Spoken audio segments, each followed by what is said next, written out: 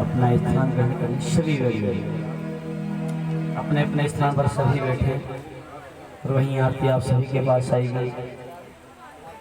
चलते गति दिवस आज तीसरा दिन श्रीमद् भागवत महापुराण का तृतीय दिवस की वेला में ठाकुर जी की अमृतमय कथा प्रारंभ हो रही है। आरती हो चुकी है और निवेदन है, और जहाँ जो भी अवश्य सुन रहे हैं सभी आइए। ये जीवन के पहलू बड़े अनमोल हैं। जीवन का सफर बड़ा लंबा सफर है, इसमें हमें टाइम मिलता नहीं है, टाइम निकालना पड़ता है। आइए, जो कथा स्थल में खड़े हैं सो सभी बैठे हैं, अपने स्थान पर सभी बैठ जाइए और चलते हैं ठाकुर जी के सानिध्य में पूज्य श्री महाराज जी की तरफ कथा की ओर। उस जिस आनंद को पाने के लिए हम यहाँ आए हुए हैं, ठाकुर जी के अमृत रस का पान करने के लिए आप सभी अपने मन को एकाग्रित करें। पूज्य श्री महाराज जी के चरणों में, ठाकुर जी के सानिध्य में चलते हैं उसी बहती रंगमयी धारा की तरफ पूज्य श्री महाराज जी की ओर कथा में। मैं महाराज जी से निवेदन करूंगा, आप अपनी वाणी से ठाकुर जी की मंगल कथा श्रवण करें। श्री राम। स्वस्थ है श्री गणेशाय नमः। स्वस्थ है श्री सरस्वती नमः। स्वस्थ है श्री विष्णुवे नमः। स्वस्थ है श्री कृष्णाय नमः। स्वस्थ है श्री राधाय नमः।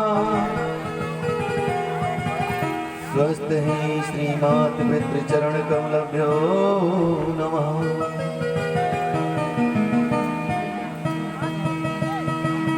वक्रतुंड महाकाय सूर्यकोटि समप्रभा निर्विघ्नं कुरु मम देवा सर्वकार्येषु सर्वदा। इसमें चल गए थोड़ा। गुरुर्ब्रह्मा गुरुर्विष्णु गुरुर्देव महेश्वर गुरुर्साक्षात् परब्रह्म तस्मै श्री गुरुवे नमः। मूकं करोति वाचालं लाहांगते गिरिवरं यत् कृपात्तमं वन्दे परमानन्दमाधवम्।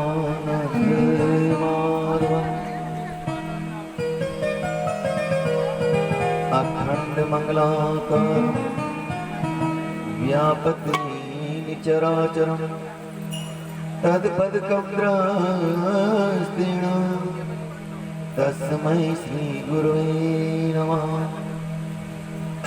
ब्रह्मानंदं परम सुखदं केवलं ज्ञानमूर्तिः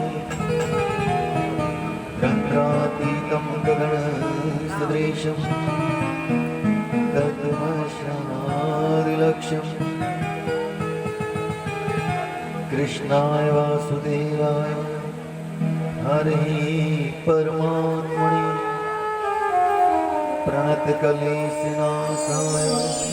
गोविन्दाय नमो नमः। वसुदेवसुतं देवं कंसचाणूरमर्दनं देवकी परमानन्दं कृष्णं वन्दे जगद्गुरुम्। राधे मेरी स्वामिनी और मैं राधे तिरुदास जन्म जन्म मोहि दीजियो श्री वृंदावन को वास। वृंदावन की वृक्ष को अरुम अरम न जाने को जहाँ डाल डाल हर बात पर श्री राधे राधे। मेरी भवबाधारो राधा नागर सो जातन की सोवानिरत श्याम हरि धृत हो। पड़ी रहो या गेल में साधु संत चढ़ जा उड़े उड़े राजमस्तक लगी से मोक्ष बन जा। श्वास श्वास पर हरि बजो वृथा श्वास मत को ना जाने आश्वास को अवन हो नो। महाठगनी ये श्वास है पल पल आए जाए रुक जाए ये कब कहाँ कोई जान न पाए।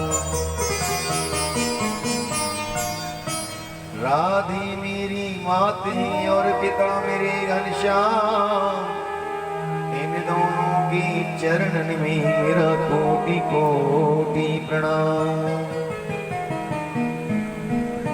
सर्वप्रथम हम श्री गणेश जी के चरणों में बारंबार वंदन करते हैं। उसके पश्चात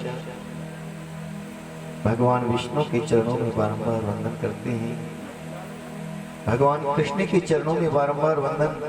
आइए प्रभु अपना स्थान ग्रहण करें। उसके पश्चात आचार्य श्री सुखदेव जी के चरणों में बारंबार वंदन करते हैं। व्यास जी के चरणों में बारंबार वंदन करते हैं। आइए गुरु जी अपनी व्यास पीठ ग्रहण कीजिए। उसके पश्चात ब्राह्मण समाज, संत समाज, इन सभी को हमारा बारंबार प्रणाम। मातृ शक्ति को हमारा बारंबार प्रणाम। गुरु जी के चरणों में हमारा बारंबार वंदन। गुरु जी सदैव आपका शुभ आशीर्वाद हमें प्राप्त होता रहे। इष्ट देवता, कुल देवता, ग्राम देवता, स्थान देवता, इन सभी को हमारा बारंबार प्रणाम। इस मंच के माध्यम से जड़ चेतन जितने भी जीव इस कथा का श्रवण कर रहे हैं उन सभी को हमारा बारंबार प्रणाम। बोले वहाँ की बिहार लाल की जय। पहले हम अपनी वाणी को शुद्ध करते हैं, अंतःकरण में गोविंद को बसाते हैं और फिर कथा ओके प्रवेश करते हैं। सभी अपने मुखमंडल से वाणी को शुद्ध करेंगे और गाएंगे क्या? छोटा सा हरि नाम कीर्तन, क्योंकि कीर्तन के माध्यम से ही भक्ति की और प्राप्ति हमें होती है और जब भक्ति हमारे हृदय में सम्मानित हो तो गोविंद हमें मिल जाते हैं।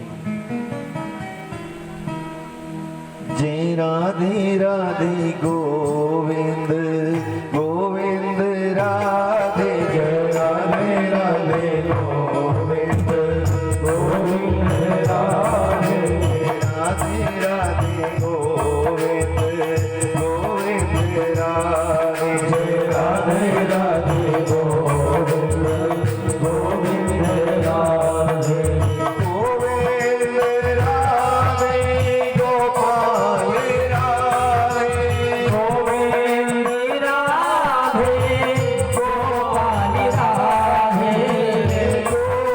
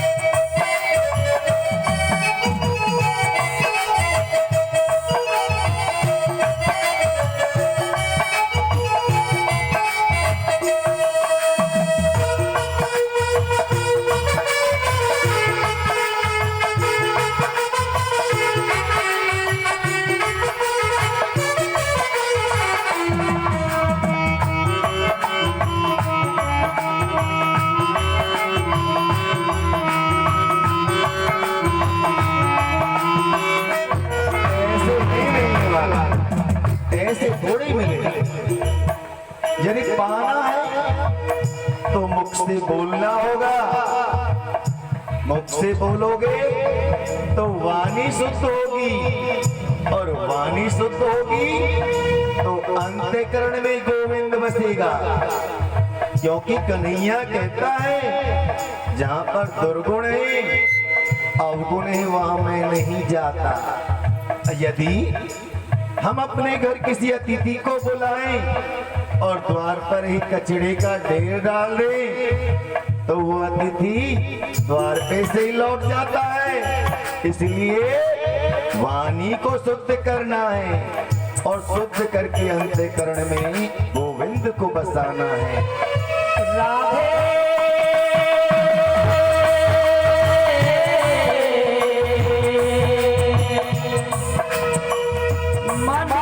श्री राधा राधा नाम, या तो हम घोर सांवरी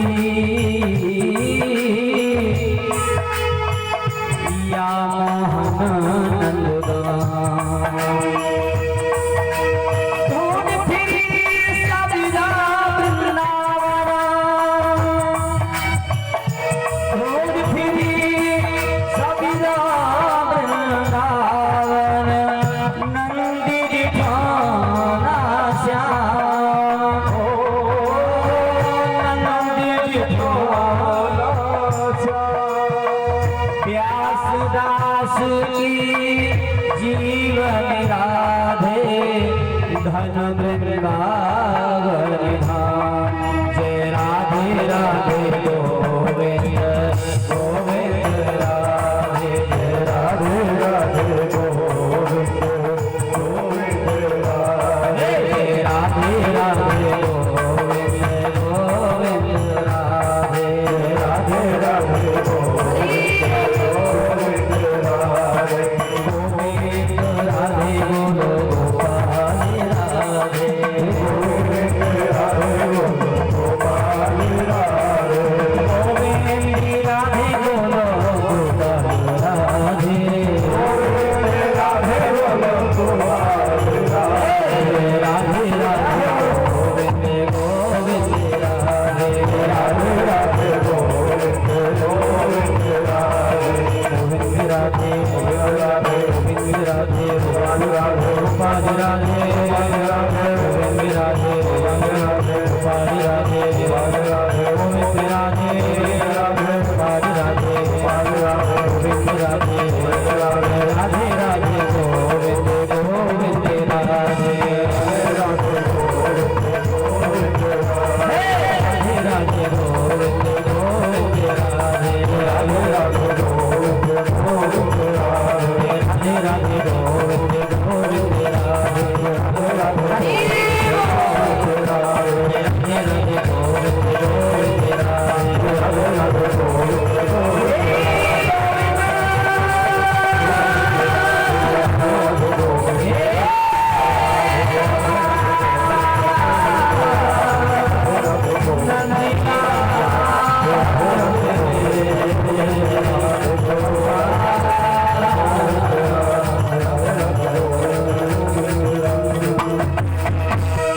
जय जय श्री राधे।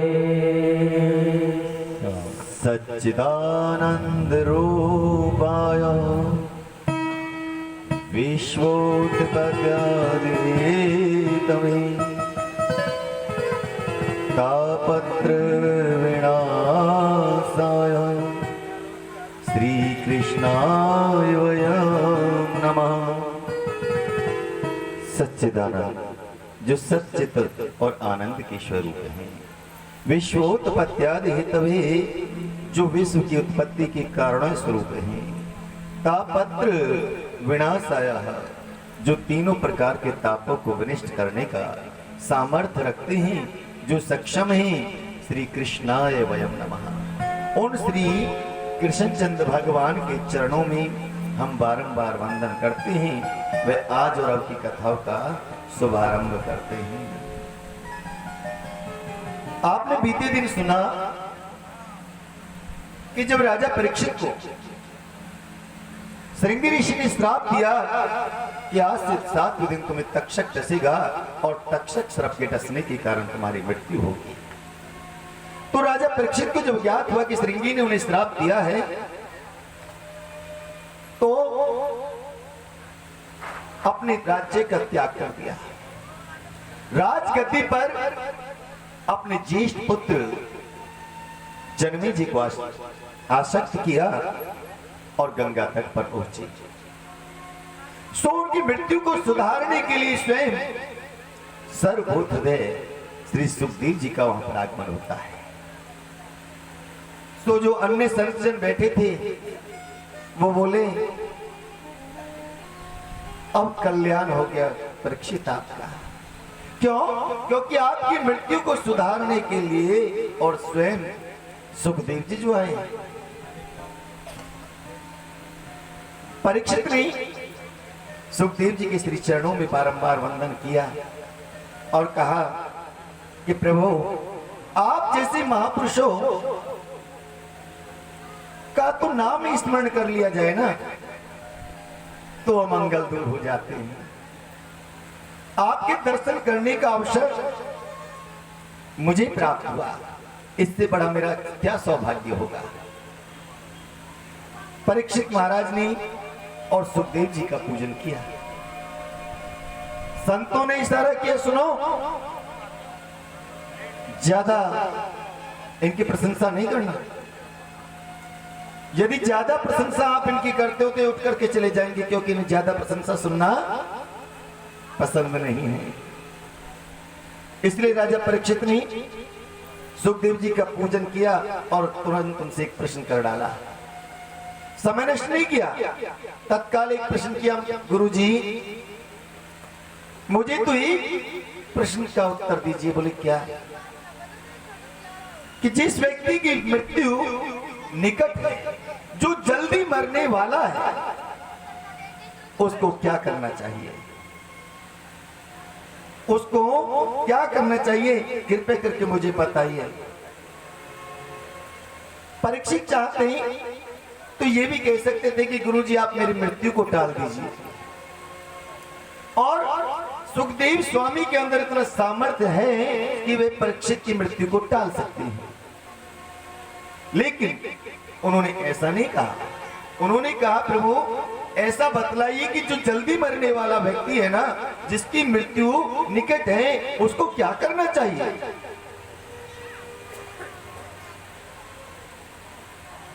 सुखदेव जी ने राजा परीक्षित की इन बातों को सुना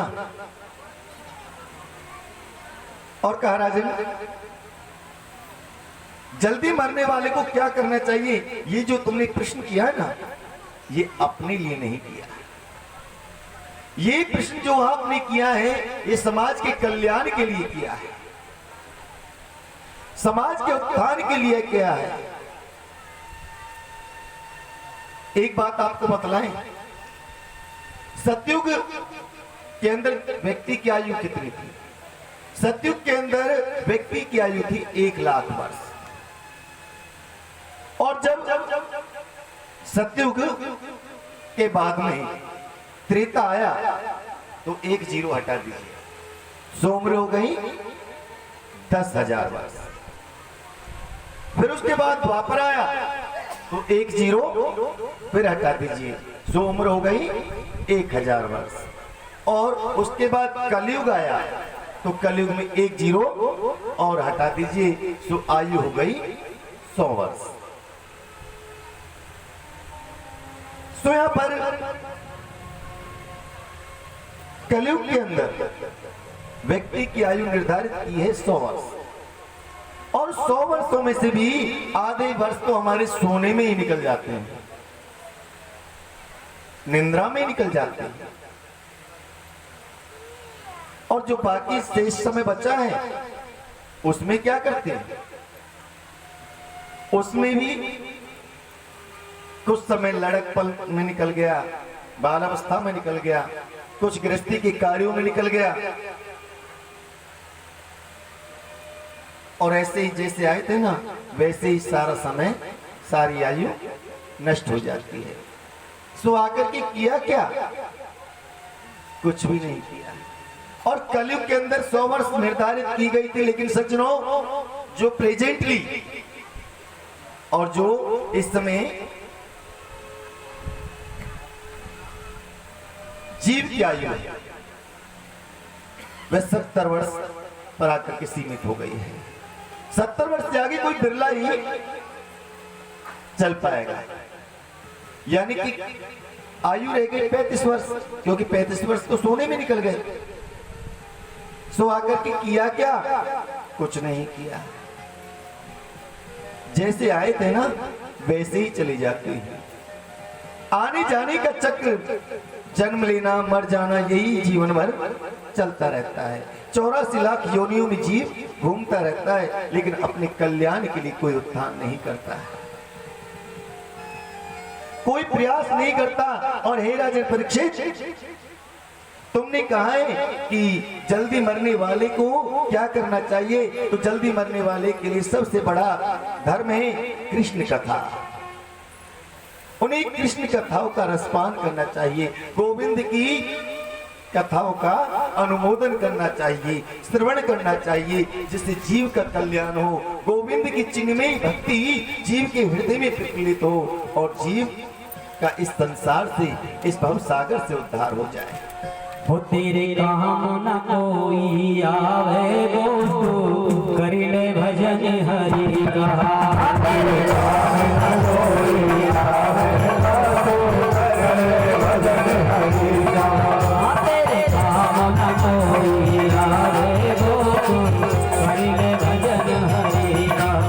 तेरे काम न कोई आवे गो, करिले भजन हरि का।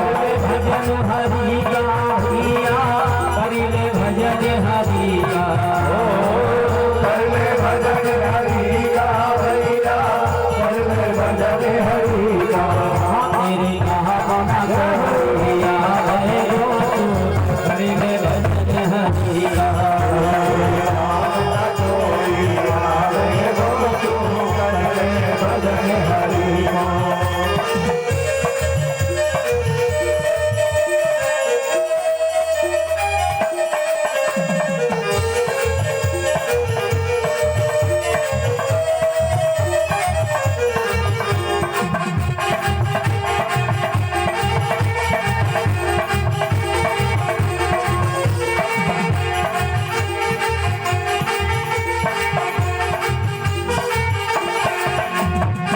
जिनको तू कहता है अपना, जिनको तू कहता है अपना, जिनको तू कहता है अपना, जिनको कहता है अपना, ये सब तेरा झूठा सपना, ये सब तेरा झूठा सपना।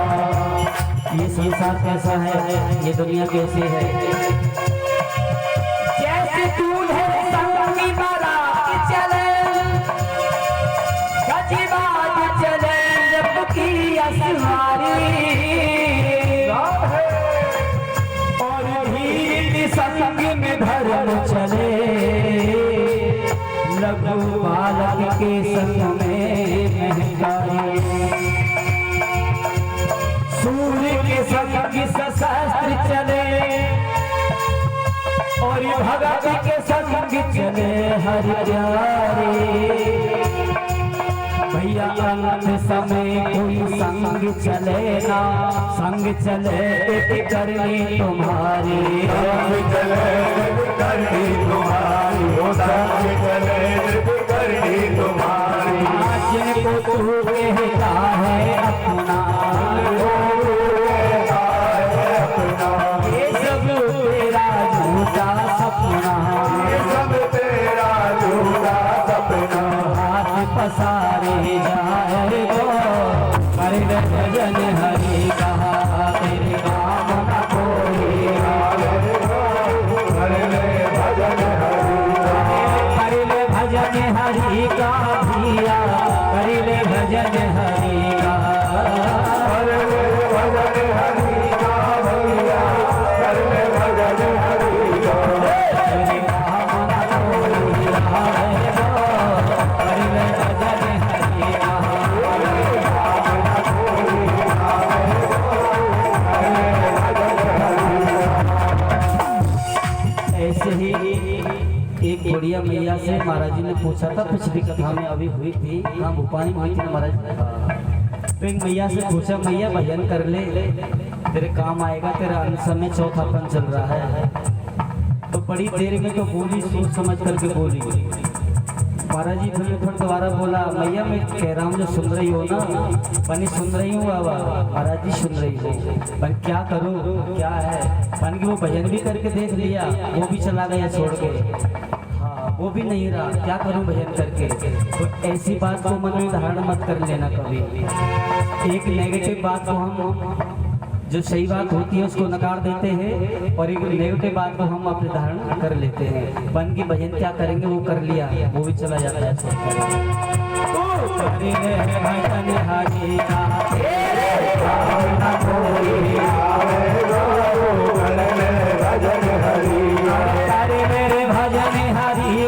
भैया, हरि मेरे भजन हरि का,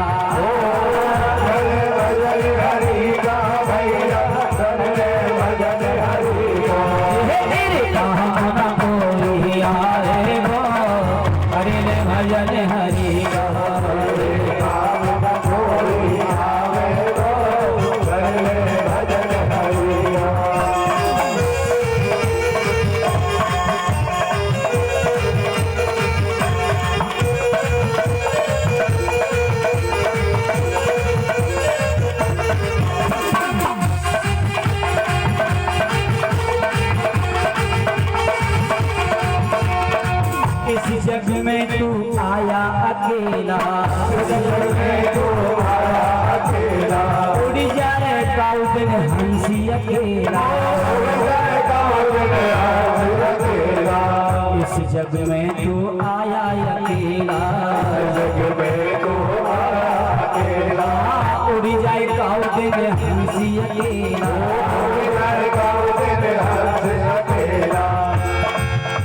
ये हाथी के दांत ये खिलौना बने भात भात, और बकरी की खाल कुछ पानी भर लाई है। या सावर की खाल को ये बांधत है सिपाही लोग, और केला की खाल रणी काम आई है। मृगा की छाल में योगी अति ध्यान धरे, और सिंहन की खाल राजा शयन सुहाई है। एक हरि के भजन बिन दुनिया में भैया, या मानव की खाल कोई काम नहीं आई है। मानव की खाल कोई काम नहीं आई है। उड़ जाए काउन हमसे अकेला, दुनिया देखत रह जाएगा। भजन हरि का नाम न कोई आवे, भजन हरि का प्यारे हरि रे, भजन हरि का,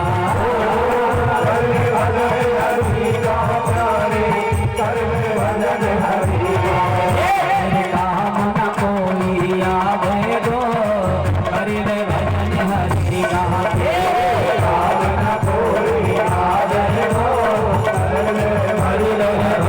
हरि का, भजन हरि, बोल बाके हरि लाल की। सो क्या करना है, जल्दी मरने वाले को क्या करना है, गोविंद नाम संकीर्तन। क्यों? क्योंकि इन श्वास निगोड़ों का कोई भी विश्वास नहीं। महाठगनी ये श्वास है, पल पल आए जाए और रुक जाए, ये कब कहाँ कोई जान न पाए। इस विषय में एक बहुत सुंदर कथा, हमारे जो व्यास जी हैं, वेद व्यास, उनके नाना जी हैं जिनका नाम है दासराज। दासराज जी और मृत्यु से बहुत डरते हैं। दासराज जी को मृत्यु से बहुत भय लगता है और वे चाहती कि उनकी मृत्यु कभी ना हो। दासराज जी चाहती कि मेरी मृत्यु कभी ना हो, मैं कभी ना मरूं। सो एक दिन उनके पास में नारद जी का आगमन होता है। नारद जी को देख करके दासराज जी प्रणाम करते हैं कि नारद जी प्रणाम। नारद जी कहते हैं कि आयुष्मान भव। दासराज जी कहने लगे नारद जी मेरे मन में ना एक बात है, सो मैं आपके साथ में और वो बात साझा करना चाहता हूं। क्या बात है कि मैं चाहता हूं नारद जी कि मेरी मृत्यु कभी ना हो, मुझे मृत्यु से बहुत भय लगता है। नारद जी बोले तो इसमें कौन सी बड़ी बात है, आपकी मृत्यु टल सकती है। टल सकती है? कैसे टलेगी? अरे दासराज जी आपके जो देवते हैं ना, जिनका नाम है व्यास जी, वेद व्यास जी, वो इतना सामर्थ्य रखते हैं कि वो आपकी मृत्यु को टाल सकते हैं। वो आपकी मृत्यु को टालने का सामर्थ्य रखते हैं, इसलिए आप उनसे अनुग्रह कीजिए। नारद जी बतला के चले गए कि आप अपने देवते से कहिए ना, अपने नाती से कहिए। एक दिन दासराज जी के पास में और वेद व्यास जी पहुंचे। वेद व्यास जी पहुंचे, वेद व्यास जी ने प्रणाम किया। नाना जी प्रणाम, पुत्र आयुष्मान भव। बेटा मैं एक बात चाहता हूं, क्या तुम मेरी इच्छा की पूर्ति करोगे? बोलो नाना जी क्या चाहते हो? पुत्र मैं चाहता हूं कि तुम मेरी मृत्यु को टाल दो, मेरी मृत्यु कभी ना हो, ऐसा कोई उपाय कर दो। बस मेरी तो यही इच्छा है और तुम मेरी इस इच्छा की पूर्ति करो। अच्छा ठीक है नाना जी, हम आपकी मृत्यु को टालने का प्रयास करते हैं। सो चलिए आज आपकी मृत्यु को ही टाल देते हैं। सो आज वेद व्यास जी अपने नाना जी को साथ में लेकर के और यमराज जी के पास पहुंचे। यमराज जी ने प्रणाम किया। व्यास जी प्रणाम, आज कैसे आना हुआ? सो व्यास जी बोले सुनिए यमराज जी, ये हमारे नाना जी हैं, ये हमारे नाना जी हैं और ये चाहते हैं कि कभी इनकी मृत्यु ना हो। सो आप ऐसा कीजिए कि इनकी मृत्यु को टाल दीजिए। यमराज जी बोले कि व्यास जी आपकी आज्ञा सिरोधार्य है, लेकिन आपने आने में थोड़ी देरी कर दी। बोले क्यों, क्या हुआ? बोले मैंने अभी अभी इनकी फाइल पर साइन करके आगे बढ़ाया है। मैंने तो अभी अभी इनकी फाइल को अप्रूव कर दिया है और आगे के लिए ट्रांसफर कर दिया है। क्या कहते हैं आप? लेकिन अभी कुछ नहीं बिगड़ा है व्यास जी। चलिए कहां भेज दिया है फाइल को? मैंने अभी अभी इनकी फाइल को और मृत्यु के देवता के पास भेजा है। अब तो जल्दी कीजिए, हमें उधर चलना होगा। व्यास जी, दासराज जी और यमराज जी तीनों मृत्यु के देवता के पास जाते हैं। मृत्यु के देवता के पास में तीनों पहुंचे हैं और जब तीनों पहुंचे तो मृत्यु के देवता ने तीनों को साथ में देखा। व्यास जी को प्रणाम किया, यमराज को प्रणाम किया। आज व्यास जी, यमराज जी आप साथ में और मेरे यहाँ। यमराज जी बोले सुनो, ये जो मैंने आपको फाइल दी थी ना, वो व्यास जी के नाना जी की है और व्यास जी के नाना जी चाहते हैं कि उनकी मृत्यु ना हो। सो व्यास जी के अनुमोदन पर मैं चाहता हूं कि उनको मृत्यु देनी ही नहीं है, इसलिए ऐसा करो वो फाइल आप वापस मुझे दे दीजिए। बोले ऐसा है महाराज, आपने आने में थोड़ी देरी कर दी। बोले क्यों? मैंने भी अभी अभी उस फाइल पर साइन करके आगे ट्रांसफर कर दिया है। बोले क्या कहते हैं कि मैंने भी अभी उस फाइल को आगे बढ़ा दिया है। आपने कहां बढ़ा दिया? मैंने अभी अभी उस फाइल को अंतक के पास भेज दिया। चली चली व्यास जी जल्दी कीजिए। अब तो व्यास जी, दासराज जी, यमराज जी और मृत्यु का देवता, ये चारों मिलकर के और अंतक के पास पहुंचे। अंतक अपने महलों में इधर से उधर चारों तरफ घूम रहा है। अब जब घूम रहा है और जैसे द्वार पर वो चारों पहुंचे, अंतक की दृष्टि पड़ी व्यास जी के नाना जी पर, तो नाना जी को खूनों की उल्टियां आई और वहीं पर गोविंदाय नमो नमः। व्यास जी ने देखा ये सब कैसे हुआ, अरे नाना जी को क्या हुआ? अंतक बोले गुरुजी, मैं जब से ये फाइल मेरे पास आई तब से ये सोच रहा था कि आप चारों इकट्ठे कैसे होंगे, आप चारों एक साथ इकट्ठे कैसे होंगे, क्योंकि इनकी मृत्यु के संबंध में लिखा है जब तक आप चारों एक जगह इकट्ठे नहीं होंगे तब तक इनकी मृत्यु नहीं हो सकती। आज आप चारों एक साथ आए तो इनकी मृत्यु भी इनके साथ आई। इसलिए तो कहा है महाठगनी ये श्वास है, पल पल आए जाए और रुक जाए ये कब कहां कोई जान न पाए। ये श्वास निगोड़े और कहां करके रुक जाए ये कोई कह नहीं सकता। और एक बात आपको बतलाएं, देखिए आप संसार में रहते हो, मृत्यु लोक के अंदर रहते हो। एक बात जान लीजिए, आप सभी के पास में टेक्नोलॉजी है, इस समय सभी के हाथों में मोबाइल है। आप अपने अपने फोनों को रिचार्ज कराते हो कि नहीं कराते बोलो? और कितने दिन का कराते हो? 28 दिन का, 30 दिन का, जो भी कराते। सो एक दिन में करोड़ों मोबाइल फोन्स रिचार्ज होते हैं। आपके एक एक फोन का बायोडाटा किस समय रिचार्ज हुआ और किस समय उसकी वैधता समाप्त होनी है, 11:59 रात्रि को उसकी वैधता समाप्त हो जानी है 28 दिन के बाद। आप लोगों का सारा बायोडाटा उस कंपनी के पास में है कि नहीं? जैसे टाइम पूरा आपकी वैलिडिटी पूरी। सो बताओ, जिस परमपिता परमात्मा ने ये असंख्य जीवों का संसार बनाया है, सो क्या उनके पास में और तुम्हारी वैलिडिटी की तिथि नहीं है? एक एक श्वास निगोड़े तुम्हारे गिनती के हैं, व्यर्थ में खर्च नहीं करना। इसलिए इनका सदुपयोग करना सीख लो प्यारे, वरना बाद में पछताओगे। क्या भरोसा है इस जिंदगी का,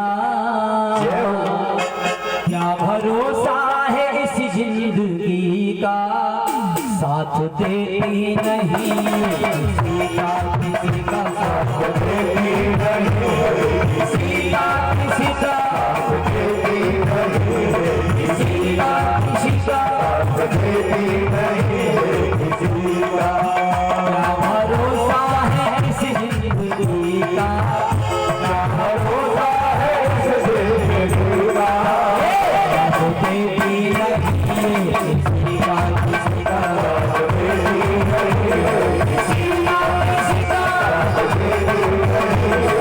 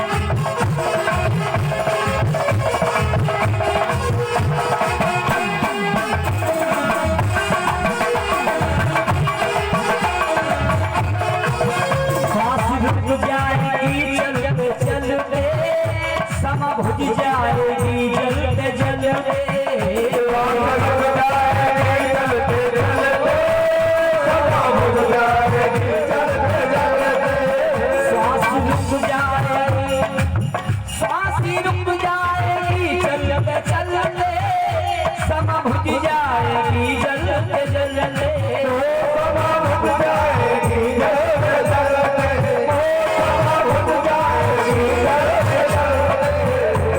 निकल जाएगा रोशनी का, कब निकल जाएगा रोशनी का, साथ ही रहिए सीता किसी का, सीता किसी का,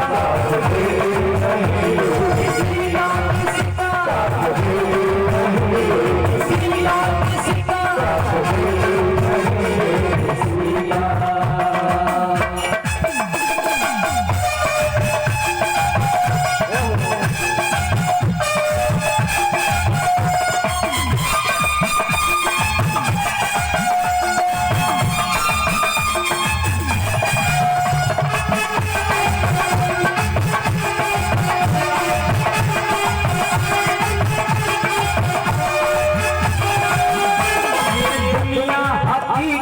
पुरानी चलते रहना है इसकी रवानी, ये दुनिया हकीकत पुरानी चलते रहना है इसकी रवानी, दुनिया हकीकत पुरानी चलते रहना है इसकी रवानी, चलते रहना है इसकी रवानी, चलते रहना है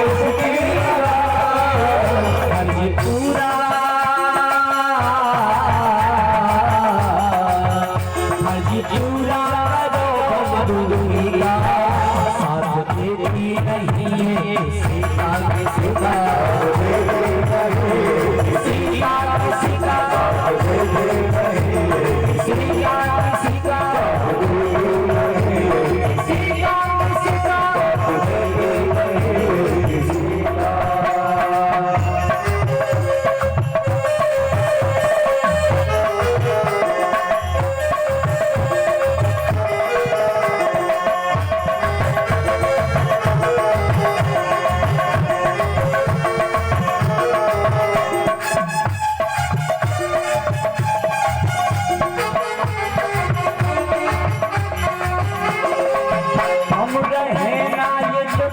रहेगी दास्तान न सबको रहेगी, हम रहना रहे दुनिया, हम रहना ये दुनिया रहेगी दास्तान न दुनिया कहेगी, अपना दुनिया कहेगी, दास्तान अपना दुनिया कहेगी, हम रहेगा रहेगी न दुनिया कहेगी, न दुनिया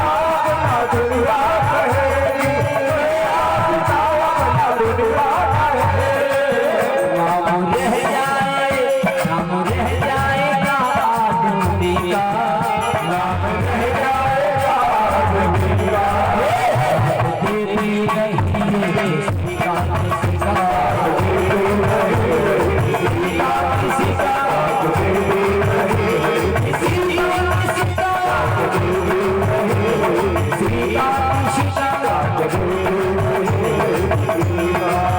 क्या भरोसा है इस जिंदगी का, क्या भरोसा है इस जिंदगी का, साथ देती नहीं ये किसी का, बोलो मेरे हरियाणा की।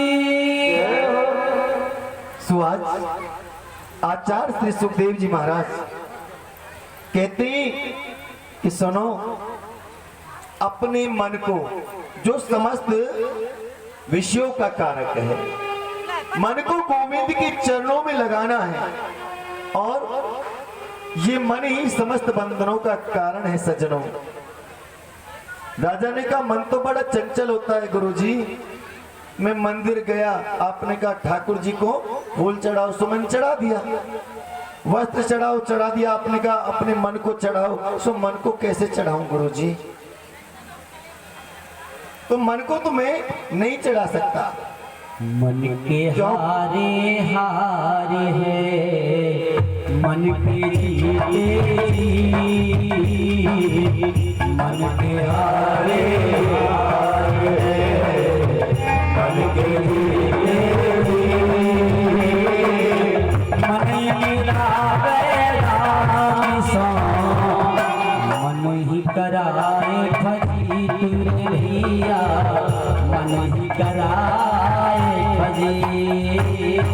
तो गुरुजी मन को तो मैं नहीं चढ़ा सकता, क्योंकि मन मेरे बस में है नहीं। एक बात बतलाएं, आपको दिल्ली से बॉम्बे जाना है तो कम से कम 2.5 घंटे लग जाएंगे, लेकिन इस मन को तो सेकंड लगे दिल्ली से बॉम्बे जाने में। ये मन बड़ा चंचल है, एक ही क्षण में इधर और एक ही क्षण में उधर, इसलिए गुरुजी मन को नहीं लगा सकता। आचार्य श्री सुखदेव जी से परीक्षित कहते हैं, मन को गोविंद के चरणों में लगाऊं कैसे? और आचार्य सुखदेव ने कहा, यदि मन को जीतना है राजन तो पहले जितेंद्रिय बन जाओ। जितेंद्रिय बनना है तो उसके लिए आसन को जीतना होगा, और आप आसन को जीतते हैं तो मन को भी जीतना संभव हो जाएगा।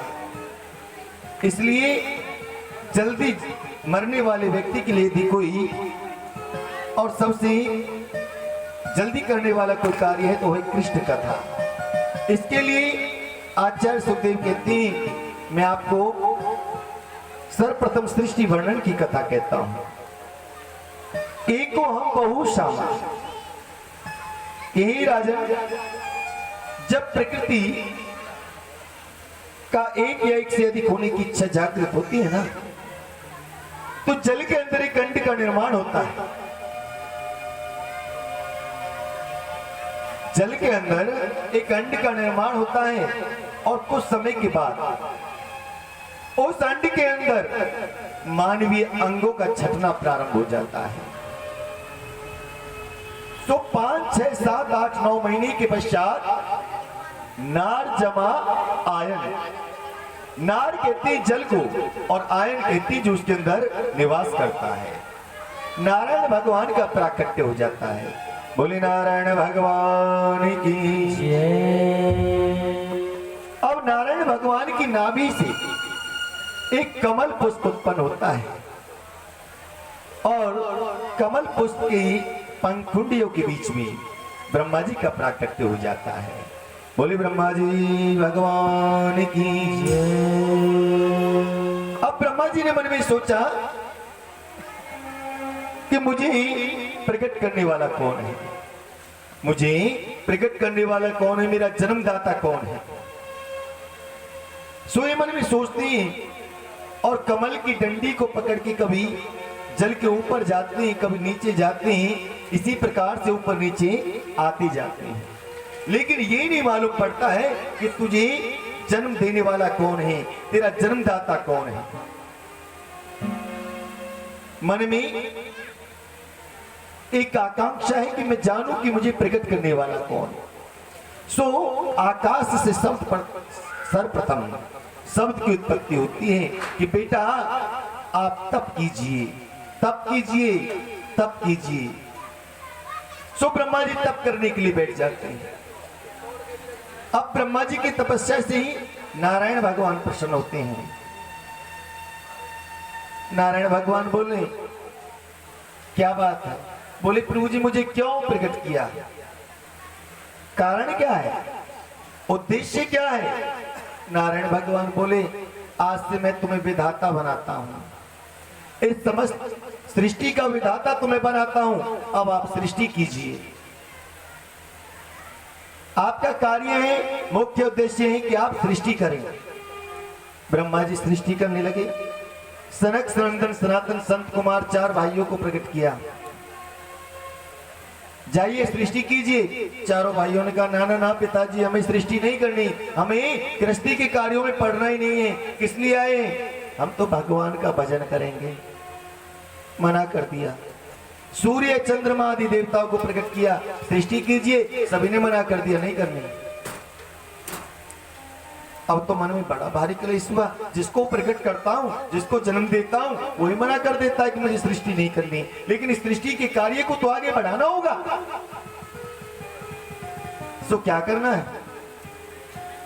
सो भगवान विधाता बड़े क्रोधित हुए, और जब क्रोधित हुए तो विधाता की जो पांव है ना, इनसे शंकर भगवान प्रकट हो गए। बोली शंकर भगवान की। किस लिए प्रकट किया है, क्या करना है? ऐसा कीजिए, आप सृष्टि कीजिए। भगवान शंकर सृष्टि करने लगे। भगवान शंकर किसकी सृष्टि करते हैं? भूत प्रेत पिशाच डंकिनी, इन सब की सृष्टि कर रहे हैं। अब जो भगवान शंकर सृष्टि कर रहे हैं ना, वह सृष्टि और विधाता ने जो पहले सृष्टि कर रच चुके हैं, उसको खाने के लिए दौड़ी। जब खाने के लिए दौड़ी तो ब्रह्मा जी ने मना किया, ओ बाबा यहीं पर सृष्टि करना बंद कर दीजिए। बोले क्यों? आपकी बनाई हुई सृष्टि तो मेरी बनाई हुई सृष्टि को नष्ट करने लगी है। शंकर भगवान ने वहीं पर सृष्टि करना बंद कर दिया। अब ब्रह्मा जी के मन में भारी कलेश हुआ कि सृष्टि वर्णन, सृष्टि विस्तार का जो कार्य मुझे विधात भगवान ने दिया है, उसको मैं पूरा कैसे करूं, कैसे किया जाए? तो जानते हो, आज ब्रह्मा जी ने अपने शरीर के दो भाग कर दिए। एक भाग स्त्री है और एक पुरुष। स्त्री भाग से शत्रुपा को प्रकट किया है और पुरुष भाग से मनु जी महाराज को। स्वयं भवो मनु अरु शत्रुपा,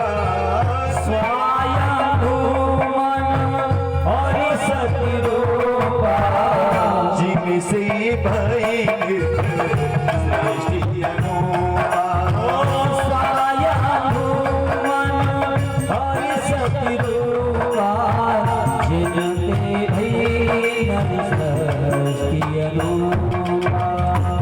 मनु शत्रुपा को प्रकट कर दिया। मनु शत्रुपा हाथ जोड़ करके बोले, पिताजी किस लिए प्रकट किया है? बोले बेटा तुम सृष्टि करो। मनु शत्रुपा कहने लगे, पिताजी आपकी आज्ञा स्थिरोधार्य है, लेकिन एक बात बताइए कि प्रकृति के लिए, सृष्टि के लिए पृथ्वी का होना अति अनिवार्य है, लेकिन इस समय तो पृथ्वी रसातल में है, और जब तक पृथ्वी नहीं होगी, जब तक पृथ्वी नहीं होगी तब तक हम सृष्टि करें तो करें कहां? क्योंकि थल के ऊपर ही सृष्टि होगी, जल के अंदर तो सृष्टि नहीं हो सकती। इतनी बातें हो रही थी कि भगवान विधाता की नासिका से अंगुष्ठ के समान रूप धारण किए हुए वाराह भगवान प्रकट हो गए। बोली वाराह भगवान की। दिखती दिखती विशाल का स्वरूप उन्होंने धारण कर लिया। रसातल के अंदर गए और हिरण्याक्ष नाम के दैत्य का वध करते हुए और पृथ्वी को रसातल से ऊपर ले आए। अपनी शक्तियों से पृथ्वी को जल के ऊपर नेत किया। अब तो मनु शत्रुपा सृष्टि करने लगे। मनु जी महाराज के यहाँ शत्रुपा से 3 पुत्रियां और 2 पुत्रों का जन्म हुआ। आकृति, देवहूति और प्रसूति, ये 3 पुत्रियां हुई और 2 पुत्र हुए, जिनमें ज्येष्ठ पुत्र उत्तानपाद और प्रियव्रत हुए। ये 2 पुत्र हैं और 3 पुत्रियां। सबसे बड़ी जो पुत्री है देवहूति, उसका विवाह कर्दम जी महाराज के साथ में संपन्न हुआ। कर्दम जिन्होंने अपनी इंद्रियों का दमन कर लिया, और जब देवहूति के साथ में उनका विवाह हुआ, पहले तो कर्दम जी महाराज विवाह के लिए इच्छुक नहीं थे, लेकिन जब भगवान ने कहा कि सुनो विवाह करना होगा, तो उन्होंने कहा कर लेंगे, लेकिन एक शर्त है। बोले क्या शर्त है? कि आपको मेरे यहाँ पर ना पुत्र बनकर के आना होगा, और जैसे ही आप पुत्र बनकर के आओगे ना, उसी समय गृहस्थी का त्याग हम कर देंगे। बोले ठीक है। तो पहले 9 कन्याएं हुई, जिनको 9 ऋषियों ने ग्रहण किया, और 10वीं संतान के रूप में कपिल देव भगवान का प्राकट्य हुआ। बोली कपिल देव भगवान की।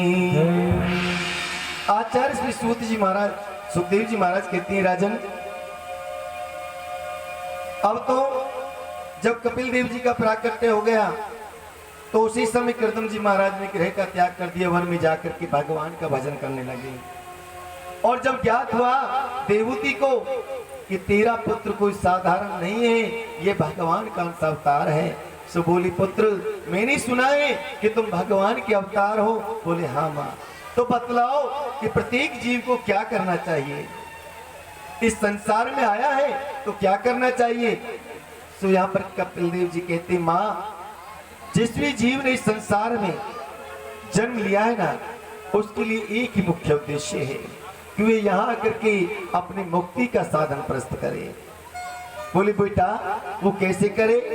कि माँ इसके लिए प्रत्येक जीव को नित्य कर्म करना चाहिए। नित्य कर्म कैसे करे? सो माँ नित्य कर्म करने के लिए सबसे पहले जीव को चाहिए कि जब वो रात्रि को सोए तो हाथ पैर मुंह धोकर के सोना चाहिए, जिससे गलत व्यपन और हमें ना आए। उसके बाद माँ प्रातः 4 बजे और हमें आसन को छोड़ देना चाहिए। 4 बजे जब उठे, सोकर के उठे, तो सबसे पहले अपने हाथों के दर्शन हमें करनी चाहिए। बोले क्यों बेटा, ऐसा क्यों करना चाहिए? क्योंकि माँ हमारे इन हाथों में ना 3 देवताओं का वास है। कौन कौन से? कराग्रे बस्ते लक्ष्मी, कर मध्य सरस्वती, कर मूलम चे गोविंदम, प्रभाते कर दर्शनम। इसलिए माँ देखो, काराग्रे बस्ते लक्ष्मी, हमारे हाथों के अंदर लक्ष्मी माता का वास है। कर मध्य सरस्वती, यहाँ सरस्वती माँ का वास है। कर मूलम चे गोविंदम, यहाँ गोविंद भगवान का वास है। इसलिए सबसे पहले हमें अपने हाथों के दर्शन करने चाहिए। उसके पश्चात क्या करे पुत्र?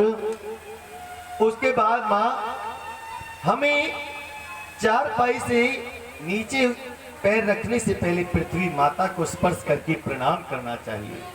क्यों पुत्र, ऐसा क्यों करना चाहिए? माँ समुद्र बसते देवी, पर्वत स्तन मंडले, पाद स्पर्श क्षम स्वयं, विष्णु पत्नी नमस्तभ्यम। सुनो माँ कि पृथ्वी माता को क्यों स्पर्श करके प्रणाम करना चाहिए? हमें प्रार्थना करनी चाहिए, माँ मैं ना जाने कितने अपराध तेरे ऊपर करता हूं प्रतिदिन, और तेरे सीने पर मैं जब चलता हूं तो तुझे वेदना होती है। अपनी छाती को चीर करके तू अन्न दुग्ध मुझे प्रदान करती है, मेरा भरण पोषण करती है, लेकिन कभी अपने मुख से उफ तक नहीं कहती। मैं तुझे बारंबार प्रणाम करता हूं। क्यों? क्योंकि आज मैं फिर से कोई अपराध तेरे ऊपर करने जा रहा हूं। उसके पश्चात माँ हमें सोच आदि से निवृत्त हो जाना चाहिए, स्नान आदि से निवृत्त हो, भगवान को, ठाकुर जी को जगावे, ठाकुर जी को स्नान करावे, ठाकुर जी को वस्त्र पहनावे, ठाकुर जी को चंदन लगावे। और जब ठाकुर जी को चंदन लगावे ना, चंदन लगाने के बाद स्वयं को चंदन लगाए।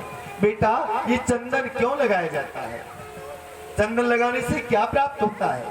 माँ कहती जब ठाकुर जी को चंदन लगाएं और ठाकुर जी को चंदन लगाने के बाद स्वयं को चंदन लगाएं, चंदन शीमे हेतु पुण्यम, पवित्रम पाप नाशनम, आपदाम हरते नित्यम, लक्ष्मी तिष्ठति सर्वदा। सुनो, चंदन शीमे हेतु पुण्यम, माँ चंदन लगाने से महापुण्य की प्राप्ति होती है। पवित्रम, ये शरीर हमारा पवित्र रहता है। पापनाशनम, जो हमारे पाप है ना उनको ये चंदन नष्ट कर देता है। आपदाम हरते, और जो नित्य की समस्याएं हैं, जो आपदाएं हैं ना, उनको ये चंदन हरण कर लेता है। लक्ष्मी तिष्ठति सर्वदा, और लक्ष्मी माता सदैव यजमान के पास में वास करती हैं, इसलिए चंदन लगाया जाता है। अच्छा, उसके पश्चात क्या करे? ठाकुर जी को भोग लगावे, ठाकुर जी की आरती करें। बेटा आरती क्यों की जाती है? माँ आरती क्यों की जाती है? यदि पूजन कार्य में हमसे कोई गलती हो गई है, कोई त्रुटि हो गई है, तो उसके लिए हमें आरती करनी चाहिए, क्योंकि उन समस्त गलतियों को ये आरती पूर्ण कर देती है। इस प्रकार से माँ प्रत्येक जीव को अपने जीवन में नित्य कर्म करना चाहिए। आज कपिल देव भगवान ने और अपनी माता देवती को नित्य कर्म का उपदेश किया है सज्जनों, और वहां से आज कपिल देव जी और गंगा सागर क्षेत्र में चले गए। वहां पर आज भी मकर संक्रांति पर लोग जाते हैं ना गंगा सागर। वहीं पर कपिल देव जी का आश्रम है, वहीं पर कपिल देव जी रहते हैं। आचार्य श्री सुखदेव जी कहते हैं राजन कि सुनो एक बात। राजा परीक्षित कहते हैं कि गुरुजी इनकी दो बहनें और भी हुई ना, देवती से अलग दो बहनें और हुई हैं जिनका नाम है आकृति और प्रसूति। तो गुरुजी आकृति और प्रसूति उनका क्या हुआ? तो यहां पर राजा सुखदेव जी राजा से आज सुखदेव जी कहते हैं कि हे परीक्षित, आकृति नाम की जो बहनें वह दक्ष प्रजापति को ब्याही गई और प्रसूति रुचि प्रजापति को। महाराज गुरुजी ये जो दक्ष प्रजापति को ब्याही गई, ये वही दक्ष तो नहीं है जिन्होंने भगवान शंकर के साथ विद्वेष किया। हाँ राजन, ये वही दक्ष हैं जिन्होंने भगवान शंकर के साथ विद्वेष किया। लेकिन क्यों किया गुरुजी? इन्होंने तो अपनी पुत्री भगवान शंकर को सौंप दी। भगवान शंकर उनके दामाद हैं, लेकिन फिर भी उनके साथ में, और उन्होंने ऐसा क्यों किया? सो आज आचार्य श्री सुखदेव जी कहते हैं राजन सुनो कि राजन एक बार समस्त प्रजापतियों ने मिलकर के एक बहुत विशाल यज्ञ का आयोजन किया। उस यज्ञ में बड़े बड़े देवता ऋषि मुनि सब आए हैं। वहीं उसी यज्ञ में महाराज दक्ष पहुंचे। महाराज दक्ष जब पहुंचे तो समस्त देवताओं ने सभी ने उनका अनुमोदन किया, हाथ जोड़ करके प्रणाम किया। लेकिन भगवान शंकर अपने आसन से खड़े नहीं हुए, नेत्रों को झुका करके, और उन्होंने प्रणाम जरूर किया है सज्जनों, लेकिन दक्ष इस अभिप्राय को जान नहीं पाया। ऊंचे आसन पर जाकर के अपने आसन पे जाकर के दक्ष बैठ तो गए, लेकिन बैठे बैठे टेढ़ी दृष्टि डाल करके भगवान शंकर की तरफ देखते रहे। जब नहीं रुका गया तो अपने आसन से खड़े हुए और कहा, अरे देवताओं, ये जो शंकर बैठा है ना, ये मेरा दामाद है, यह शमशान में रहता है, सर्प बिच्छू इसके आभूषण है। ये मेरी पुत्री के योग्य नहीं था, लेकिन फिर भी मैंने अपनी फूल सी पुत्री, कोमल पुत्री इसको समर्पित की। लेकिन ये इतना अभिमानी है कि इसने एक बार भी मुझे और अपने आसन से उठकर के प्रणाम नहीं किया, नमन नहीं किया। मैं आज सिर्फ भक्तों को श्राप देता हूं कि वो पाखंडी हो जाए, और तो और मैं ये भी श्राप देता हूं कि अन्य देवताओं के साथ में और शंकर को यज्ञ भाग ना मिले। जैसे ही भगवान शंकर के गण नंदीश्वर ने सुना तो बड़ा क्रोध आया, और क्रोध के वशीभूत होकर के ही भगवान शंकर के गण नंदीश्वर ने कहा कि हे दक्ष, जिस मुख से और आज तूने भगवान शंकर की निंदा की है ना, जा, मैं तुझे श्राप देता हूं कि यही मुख बकरे का हो जाए। आज दक्ष महाराज सभा का त्याग करके चले गए। कई वर्ष निकल गए, तब समस्त प्रजापतियों ने मिलकर के और राजा दक्ष को समस्त प्रजापतियों का अधिपति नियुक्त कर दिया। अब तो जब समस्त प्रजापतियों के ऊपर अधिपति बन गए, तो जानते हैं ये जो ऊंचा पद मिलता है ना, इसका तो कुछ अलग ही आनंद हो जाता है। अभिमान में आकर के दक्ष महाराज ने एक विशाल यज्ञ का आयोजन किया। उस यज्ञ के अंदर समस्त देवताओं को निमंत्रण भेजा गया है सज्जनों, लेकिन भगवान शंकर को कोई निमंत्रण नहीं। समस्त देवता, गंधर्व, ऋषि मुनि सभी अपने अपने वाहनों में बैठ करके और यज्ञशाला में पहुंच रहे हैं महाराज दक्ष के यहाँ। जब कैलाश पर्वत के ऊपर से और विमानों में बैठ करके देवता जा रहे, तो देवी सती ने उनको देखा और पूछा, कहां जा रहे हैं आप लोग? आज सभी लोग कहां जा रहे हो? सो देवता बोले, देवी क्या आपको नहीं मालूम? अरे हम तो आपकी मायके जा रहे हैं। आपके पिता महाराज दक्ष ने अपने यहाँ और विशाल यज्ञ का आयोजन किया, कि तुम्हें नहीं बुलाया? देवी सती ऐसे कैसे कह सकती है कि हमें नहीं बुलाया? हाँ, बुलावा क्यों नहीं भेजा? बुलाया है ना। आप चलिए, मैं आती हूँ। अब तो देवी सती भगवान शंकर के पास में पहुंची और बोली कि स्वामी, क्या आप जानते हैं कि आपके ससुर महाराज ने और अपने राज्य में और एक बहुत बड़े विशाल यज्ञ का आयोजन किया है। उसमें बड़े बड़े देवताओं को बुलाया है, ऋषि मुनियों को बुलाया है, संतों को बुलाया है, और मेरा मन है कि हम भी वहां पर चलें। भगवान शंकर बोले, देवी सुनो, बिना बुलावे कि हमें वहां नहीं जाना चाहिए, और मैंने तुम्हारे पिता के साथ में कोई द्वेष नहीं किया। आपके पिता ने बेवजह मेरे साथ में द्वेष किया है। मैंने उन्हें प्रणाम किया था, लेकिन मेरे अनुमोदन को वो समझ नहीं पाए मुझसे और द्वेष कर बैठे। देवी, और सुनो देवी, आपको भी वहां पर नहीं जाना चाहिए। लेकिन देवी सती कहती है, स्वामी मेरी जन्मभूमि है, वो मेरी जन्मभूमि है, और अपनी जन्मभूमि को देखने का मुझे पूर्ण रूपेण हक है, और स्त्री संभाव होने के कारण मायके मुझे जाना चाहिए, क्योंकि मेरे पिता के यहाँ पर ना विशाल यज्ञ है। मेरे मन की आकांक्षा है मैं अपनी बहनों से मिलूं, माताजी से मिलूं, अपनी कर्मस्थली, अपनी जन्मस्थली को देखूं, और मुझे तो जाना है। बार बार हट करती है, लेकिन भगवान शंकर समझाते हैं, देवी तुम्हें नहीं जाना चाहिए। और सुनो देवी, ऐसी जगह यदि जाते हैं तो मान नहीं मिलता, क्योंकि बिना बुलावे जा रही हो, और पति के बिना स्त्री का कोई मान नहीं होता। यदि आपके पति का मान है ना, तो वहां पर आपका भी मान है, और आपके पति का मान नहीं तो आपका नहीं। इसलिए मेरा मानना है कि तुम्हें नहीं जाना चाहिए। हो सती जी ले